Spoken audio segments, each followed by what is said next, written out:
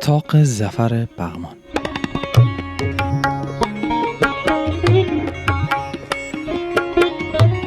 روایت طاق ظفر روایت سنگی است که با خون و غرور آبیاری شد.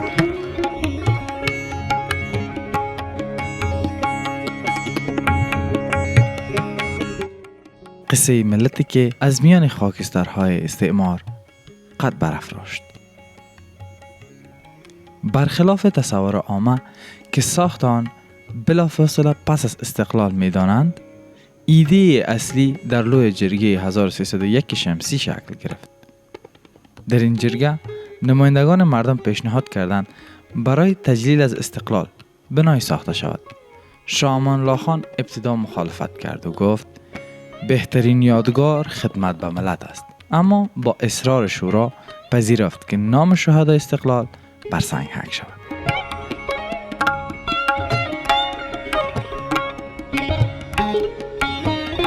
و این منطقه جایی بود که امان الله خان برای نخستین بار استقلال را رسما اعلام کرد. بررسی معماری و ساختار این بنا ترکیب از هنر غرب و شرق است. طرح کلی تحت تأثیر معماران ترکی و اروپایی که شاه از سفر اروپا همراه آورده بود قرار داشت، اما اجرا و ظریفکاری ها توسط استادان سنگتراش قندهاری و کابلی انجام شد.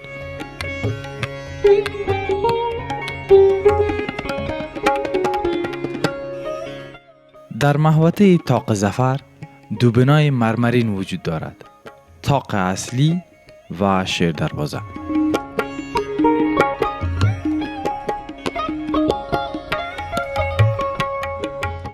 طاق اصلی بزرگتر و نماد اصلی پیروزی است و شیر دروازه بنای فرعی یا ضمیمه‌ای که در همان محوطه قرار دارد.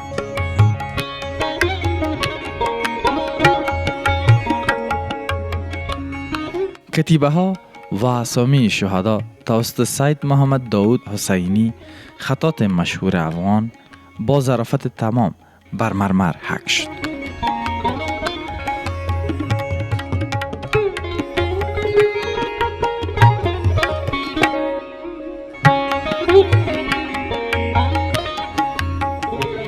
با کمال تأسف این بنا روزهای بد را نیز دید. در سال 1992 میلادی 1371 شمسی و پس از آن در دوران درگیری های تنظیمی طاق ظفر به صورت کامل آسیب دید و تنها پایه های از آن باقی ماند. بازسازی و هزینه ها. روند بازسازی آن در سال 1384 شمسی یعنی 2005 میلادی به طور کامل به پایان رسید. هزینه تخمینی مرمت اساسی آن حدود $186,000 آمریکایی گزارش شده است که توسط دولت وقت و با حمایت‌های نهاد فرهنگی تأمین شد. در بازسازی اخیر برخی محققان انتقاد کردند که بخشی از کتیبه‌های قدیمی و اصلی که حاوی متن کامل قطعنامه لوی جرگه 1301 بود با همان کیفیت اولیه بازسازی نشده یا برخی متون حذف شدند.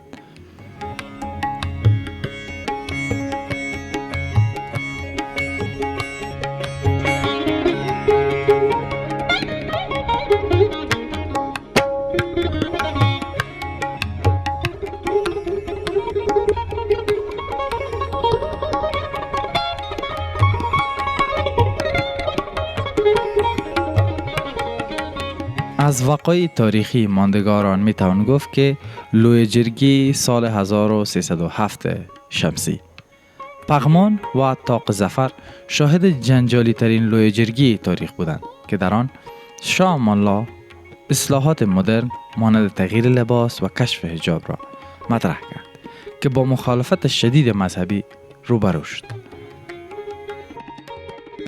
تصویر این طاق با عنوان نماد ملی بارها برای اسکناس‌های افغانی از جمله دهه 90 میلادی نقش بسته است.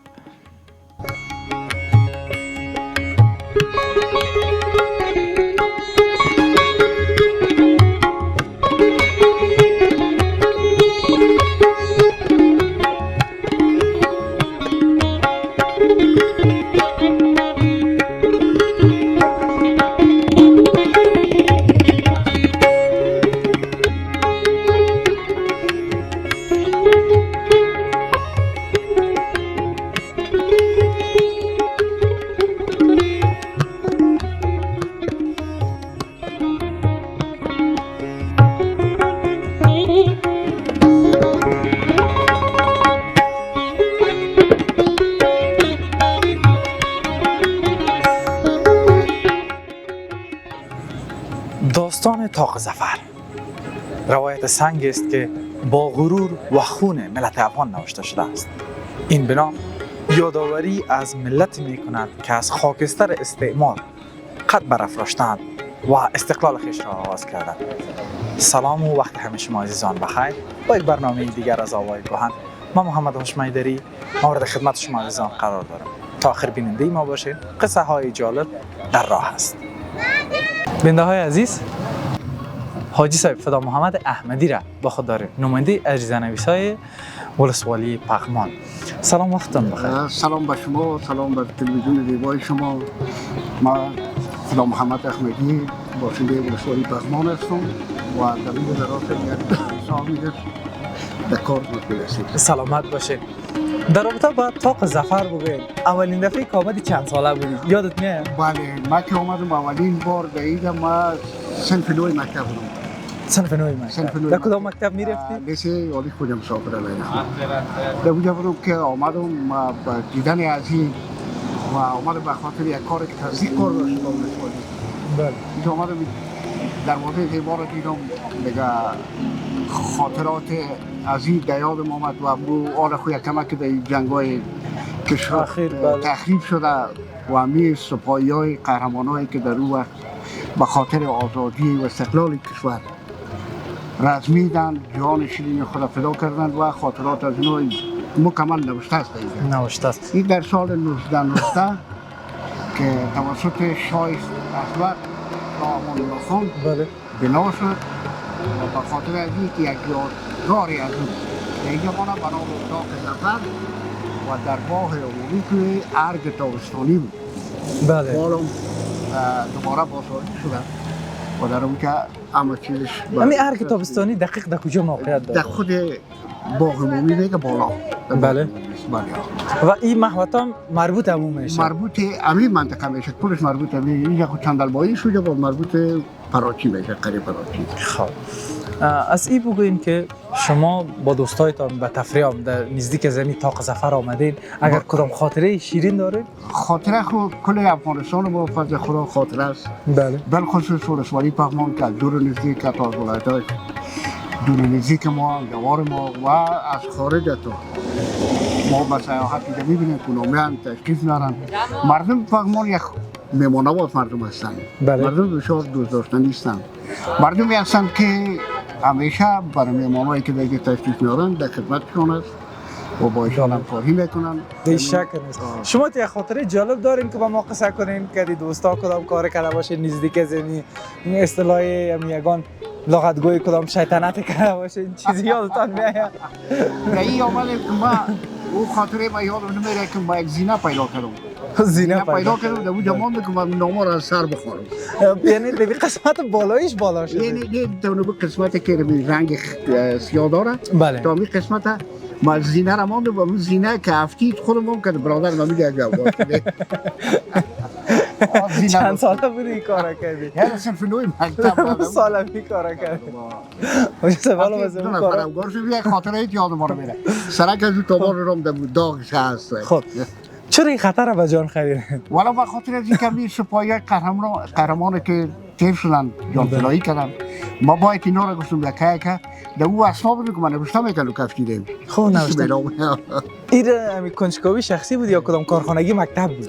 والا ما زیادتر در تاریخ معاصر افغانستان زیادتر ما کوشش میکنم که از خاطرهای از وقت باید ما از اونا شناسایی آگاهی داشته باشم و از اونا آگاهی داشته باشم که اینا دیگه یعنی شوق علاقه را دارم در مورد تاریخ سابقه با مو خاطر هم تو یک خطر هم خریدین بجان که بیاین از سنگ نوشته ببینیم نام کی ها بود چی ها بود نام کدام نفر کجا خواندین یادتان میاد؟ بله والا یکیش از اینجا به نام سرباز است که محمد صابر باشنده ولسوالی پهلوان است دیگه‌اش از دیگه جای است و ما یک فراموش مونده از او اولادش فعلا نمی پهلوان هست دیگه اونا فعلا باشد کواسی شد شاید فرق کرده منظورم از امو رگ و ریشه اگر مانده باشه و شما شاید مانده باشه که از اونا دیگه معرفت نداره بوده دیگه این نامه رو مکمل شما کلش خوانده؟ والا ما تا نتونستیم تا قسمت یک قسمت رسیدیم که با رفتیم دادن کاغور بیده بردیم رفتیم و لطا کردم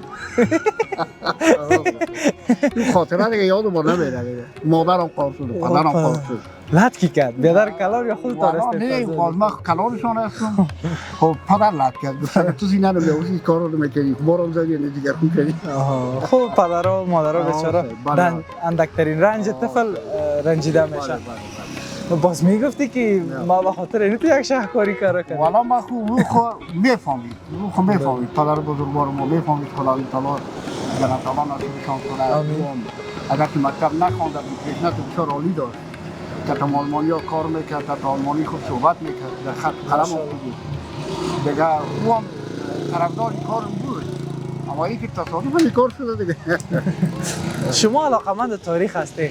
بله برجسته ترین چیزی که در دوره امان الله خان برای شما شیرین بوده چی بوده؟ چی است؟ فقط علم و دانش و مکتب که در اون زمان بیشترین تمرکز می داشت وقتی از سفر اروپا برگشت و افغانستان همه چیز داره فقط تعلیم نداره فقط این چیز نداره ما با شوق علاقه لازمی دیگه بودیم و هستیم و شاید تا آخر عمرم طرفدار همین کار باشیم به نظر شخصی خودتان در مقدار وقتی که زندگی کردید همین آرمان را که خود غازی امان الله خان داشت که در افغانستان علم نهادی نشوه و همه گیر شوه باید همگی علم فرا بگیرن به نظرتان چقدر تطبیق شده یا همون تا آرمان ماند؟ نه آرمان از او خود تا قسمت تطبیق شد تحولات گوناگون میاده کشور و از او بابات همین میراثی از همون مانده همین مکاتب در علم و دانش همین کورسایی که مردم ها رفتن تحصیلات خود که به پایان رساندن خواست برکت همون شاه امان الله خان بوده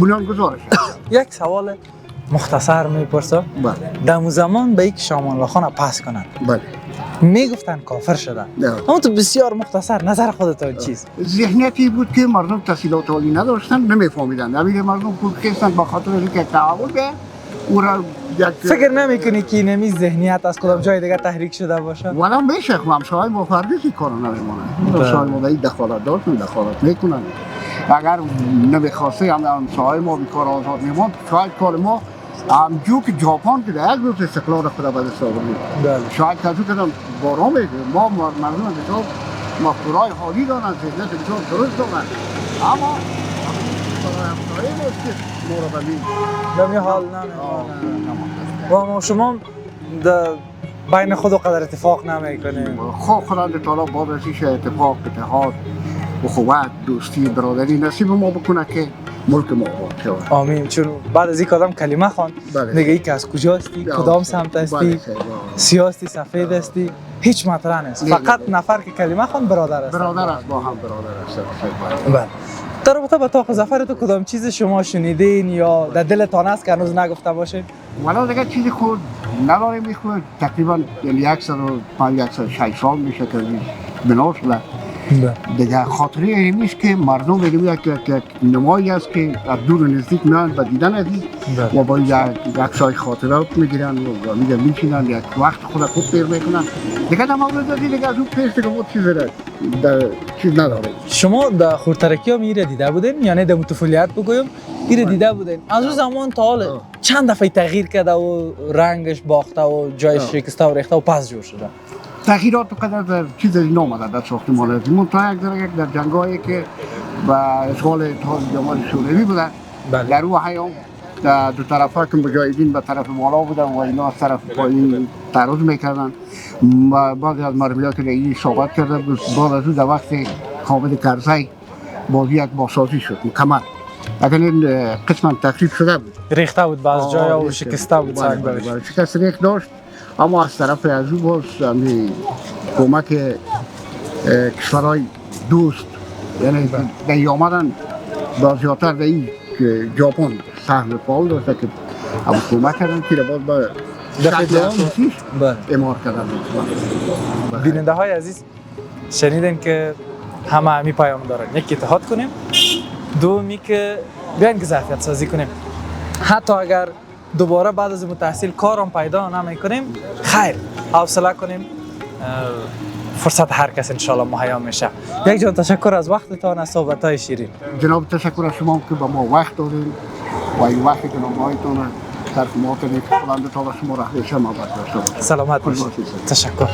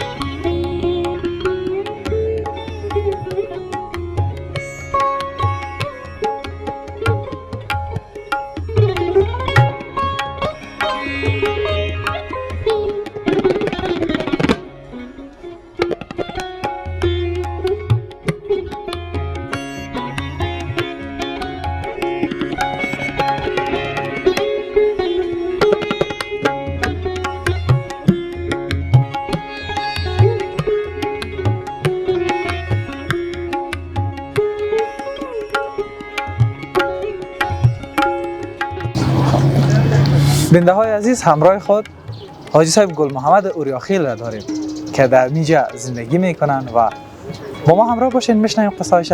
سلام وقتتان بخیر.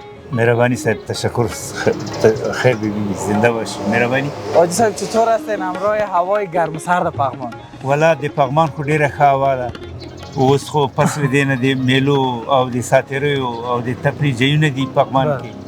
پغمان خو یو قدامت تاریخي لري او پغمان خو دا تاسې چې وګورئ دلته یو منار ده دا منار د امیر امان الله خان په وخت کې جوړ شوی ده او امیر امان الله خان خو تاسې پیژنئ چې د افغانستان یو وخت کې پاچا تیر شوی ده چې امیر امان الله خان د حبیب الله خان زوی ده او د امیر عبدالرحمن خان مسی ده او د افضل خان کړوسی ده او د دوست محمد خان کوده. ماشاءالله این معلومات. خب حاجی صاحب در رابطه با خود طاق ظفر بگوید اولین دفعه که آمدین و این بنا را دیدین چند ساله بودین؟ دا منار لغې ورځ نه چې امان الله خان ازادي په یعنی 110 کاله مخکې اخیستې ده 110 کالو قدامت د منار لري. دقیقا. او دا منار چې کله امان الله خان پاچا سه نو غوښتې چې له انګریزانو نه ازادي واخلي او افغانستان کې 3 جبهې جوړې کړې چې یوه جبهه په قندهار کې وه یوه په پکتیا کې وه او یوه په جلال آباد کې وه چې د پکتیا د جبهې قمندان نادر خان و د ظاهرشاه پلار او د یوسف خان زوی او د قندهار د جبهې قمندان قدوس خان و او د ننګرهار د جبهې قمندان سالم احمد خان و چې دوی وکړی سو چې په دغه خپل مشرتوب یا په قمندانۍ سره د دغه درې په جبهو کې دوی د انګریزانو په مقابل باندې وجنګېدل او ازادي له انګریزانو نه واخیستله په 1919 میلادي کې او بیا نو امان الله خان د هغه قهرمانانو نومونه چې په دغه ازادۍ کې ونډه اخیستې وه، خپل اتلوالي او قهرماني یې ښودلې وه او د هغوی نومونه په دغه منار کې چې تاسې له نږدې نه وګورئ ثبت د هغوی کامل شهرتونه دلته شته ده. دقیق است. حاجی صاحب من سوالم تکرار میکنم، شما دفعه اول کمی منار دیدین آمدین، یادتان میاد چند ساله بودین که کی آمدین؟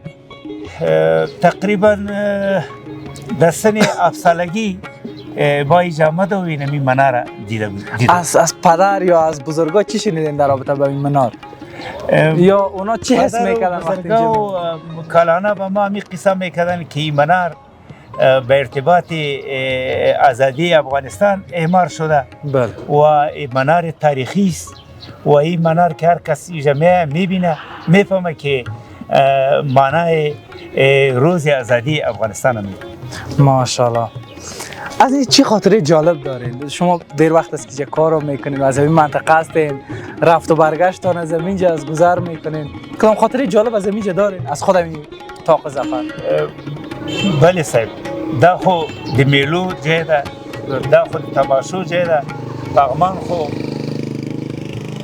په ګرده دنیا کې بهترین هوا لري، ښه موقعیت لري، ښه بود و باش لري.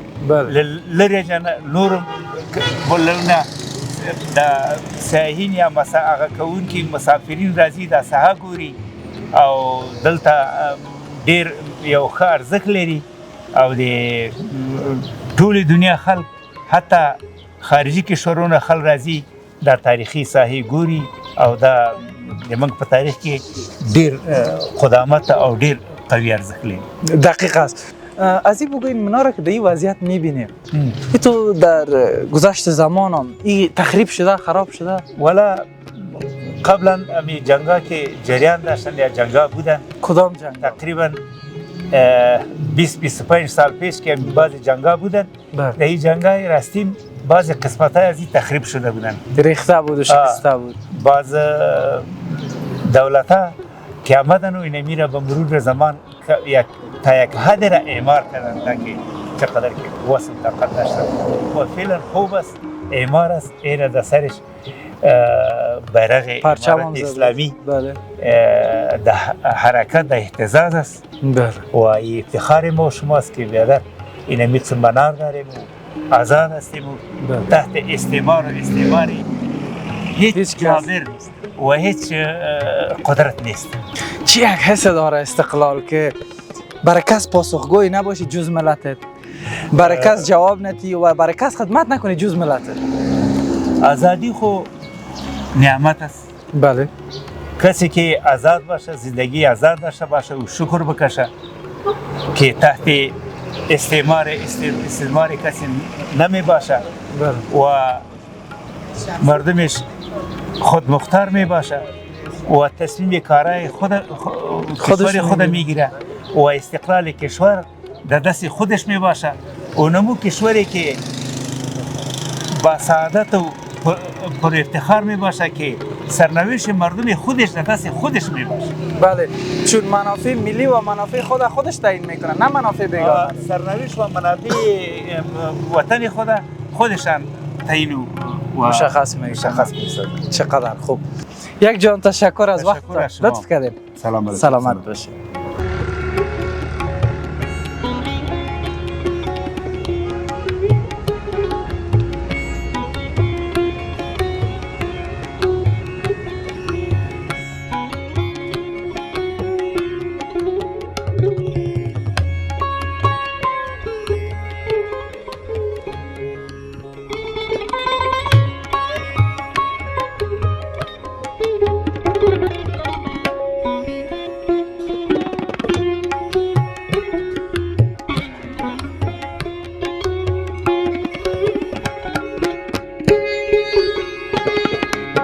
بیننده های عزیز و من دوستای ارجمند، این بود داشته های برنامه امروزی که تقدیم شما معززان شد. شما بگوین که از این مکان چی خاطره و تجربه ای دارین و هنگامی که اینجا قرار میگیرین، مکانی که استقلال افغانستان را در خاطره ها زنده می سازد، چی حس براتان رخ میده؟ لطفاً در کامنت با ما شریک بسازین. تا برنامه بعد و روایت دیگر، همه شما عزیزان را به الله منان میسپارم. خداوند یار و مددگار همه شما.